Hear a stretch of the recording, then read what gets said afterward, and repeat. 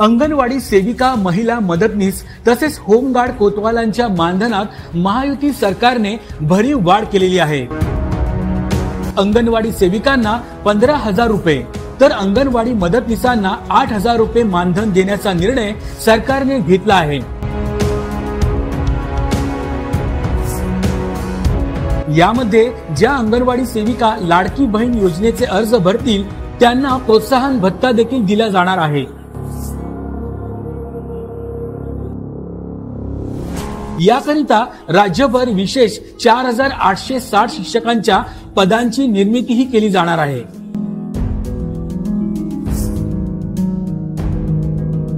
तर अंगणवाडी मदतनीसांना दरमहा 8,000 रुपये मानधन देण्याचा निर्णय झाला आहे।